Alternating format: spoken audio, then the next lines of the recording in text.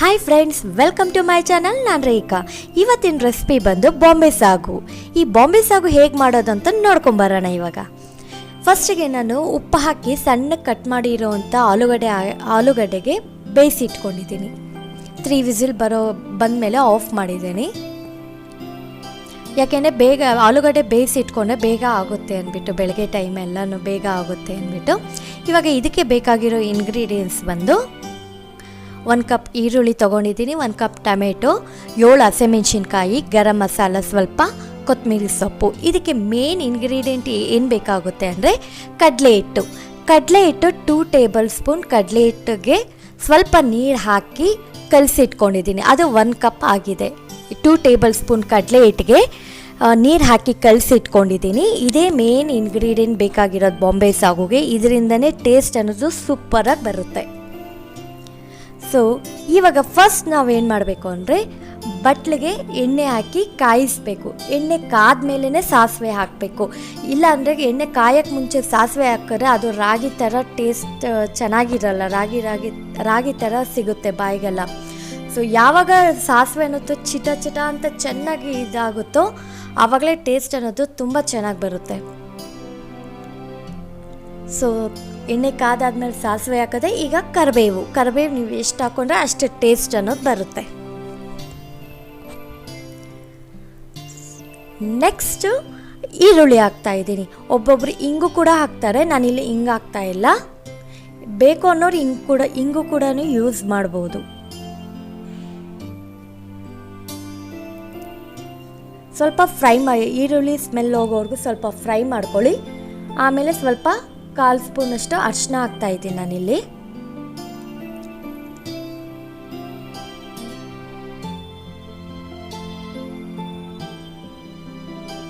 ಹಸಿಮೆಣಸಿನ್ಕಾಯಿ ಹಾಕಿದ್ದೀನಿ. ನಿಮ್ಮ ಖಾರ ಎಷ್ಟು ಬೇಕೋ ಅಷ್ಟು ನೋಡ್ಕೊಂಡು ಹಾಕ್ಕೋಬೋದು. ನಾನು ಸ್ವಲ್ಪ ಖಾರ ಸ್ವಲ್ಪ ಜಾಸ್ತಿ ಬಳಸೋದ್ರಿಂದ ನಾನು ಸ್ವಲ್ಪ ಜಾಸ್ತಿ ಹಾಕಿದ್ದೀನಿ. ಯಾಕೆಂದ್ರೆ ಪೂರಿಗೆ ಸ್ಪೈಸಿಯಾಗಿದ್ರೇ ಚೆನ್ನಾಗಿರುತ್ತೆ ಅಂದ್ಬಿಟ್ಟು.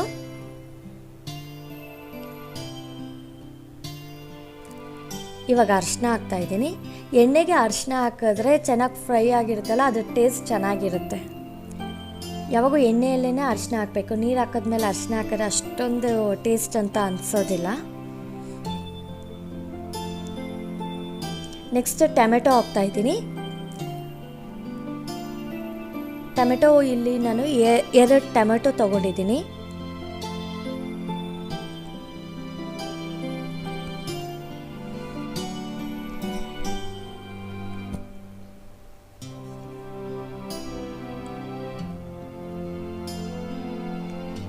ಸೊ ಇದನ್ನೆಲ್ಲ ಚೆನ್ನಾಗಿ ಫ್ರೈ ಮಾಡಬೇಕು. ಸಾಲ್ಟ್ ನಿಮ್ಗೆ ಎಷ್ಟು ಬೇಕೋ ಸಾಲ್ಟ್ ಹಾಕಬೇಕು. ರುಚಿಗೆ ತಕ್ಕಷ್ಟು ಉಪ್ಪು ಹಾಕ್ಕೊಂಡು, ಟೊಮೆಟೊ ಬೇಗ ಕುಕ್ ಆಗುತ್ತೆ ಉಪ್ಪು ಹಾಕಿದ್ರೆ. ಇವಾಗ ಚೆನ್ನಾಗಿ ಫ್ರೈ ಮಾಡ್ಕೋಬೇಕು.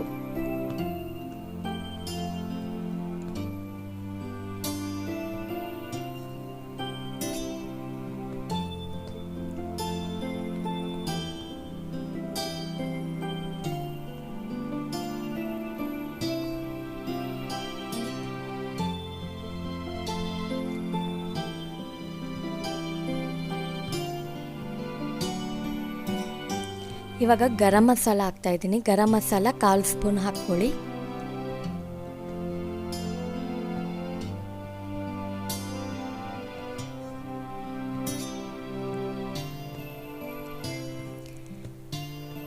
ಎಣ್ಣೆಯಲ್ಲಿ ಎಲ್ಲ ಚೆನ್ನಾಗಿ ಫ್ರೈ ಆದ್ರೇ ಅದರ ಟೇಸ್ಟ್ ಅನ್ನೋದು ಚೆನ್ನಾಗಿ ಬರುತ್ತೆ. ಫ್ರೈ ಆಗೋಕ್ಕೆ ಮೊದಲೇ ನಾವು ಆಲೂಗಡ್ಡೆನ ಹಾಕಬಾರ್ದು. ಸೊ ಇವಾಗ ಫ್ರೈ ಆದಮೇಲೆ ನಾನು ಉಪ್ಪು ಹಾಕಿ ಬೇಯಿಸಿ ಇಟ್ಕೊಂಡಿದ್ದೀನಿ ಆ ಆಲೂಗಡ್ಡೆನ ಹಾಕ್ತಾ ಇದ್ದೀನಿ.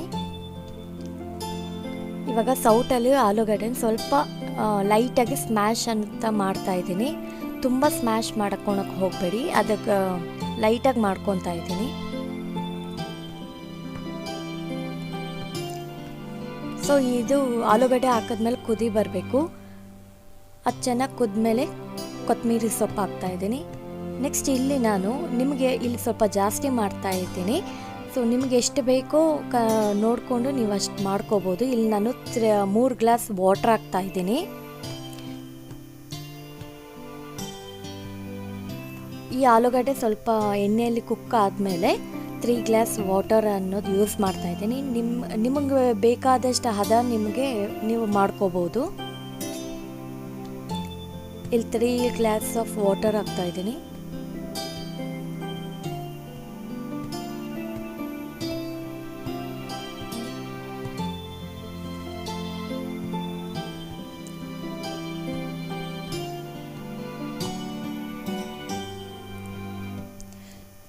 ನಾನು ಕಲಸಿಟ್ಕೊಂಡಿದ್ನಲ್ಲ ಕಡಲೆ ಹಿಟ್ಟು, 2 ಟೇಬಲ್ ಸ್ಪೂನ್ ಕಡಲೆ ಹಿಟ್ಟನ್ನು ನೀರಲ್ಲಿ ಕಲಸಿಟ್ಕೊಂಡಿದ್ದೆ ಗಂಟಿಲ್ಲದೆ ಇರೋ ಥರ. ಇವಾಗ ಅದನ್ನು 1 ಕಪ್ ಹಾಕ್ತಾಯಿದ್ದೀನಿ.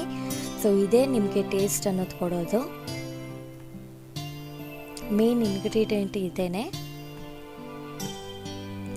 ಇದನ್ನು ಹಾಕಿ ಚೆನ್ನಾಗಿ ಬಾಯ್ಲ್ ಮಾಡಬೇಕು. ಕಡಲೆ ಹಿಟ್ಟು ಚೆನ್ನಾಗಿ ಬೇಯಬೇಕು. ಸೊ ಚೆನ್ನಾಗಿ ಕುತ ಅಂತ ಕುದಿಬೇಕು ಅದು.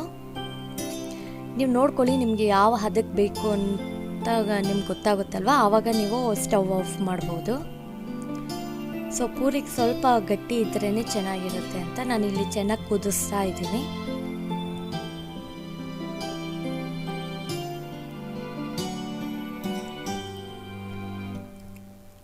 ಮಧ್ಯ ಮಧ್ಯ ಕೈ ಆಡಿಸ್ತಾ ಇರಬೇಕು, ಯಾಕೆಂದರೆ ಕಡಲೆ ಹಿಟ್ಟು ಹಾಕಿರ್ತೀರಲ್ಲ, ತಳ ಅಂಟಬಾರ್ದು ಅಂದ್ಬಿಟ್ಟು.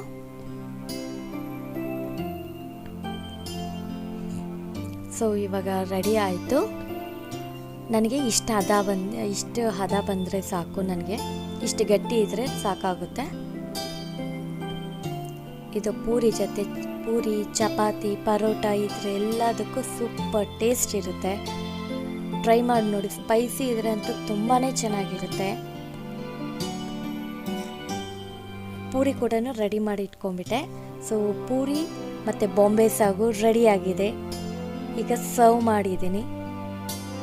ಸೊ ನಿಮ್ಗೆ ಈ ವಿಡಿಯೋ ಇಷ್ಟ ಆಗಿದೆ ಅಂತ ಭಾವಿಸ್ತೀನಿ. ಈ ವಿಡಿಯೋ ನಿಮ್ಗೆ ಇಷ್ಟ ಆಗಿದ್ರೆ ಲೈಕ್ ಮಾಡಿ, ಶೇರ್ ಮಾಡಿ, ಕಮೆಂಟ್ ಮಾಡಿ. ಮತ್ತೆ ನಾನು ನಿಮ್ಮನ್ನ ನೆಕ್ಸ್ಟ್ ವಿಡಿಯೋದಲ್ಲಿ ಮೀಟ್ ಆಗ್ತೀನಿ. ಟಿಲ್ ದೆನ್ ಬಾಯ್.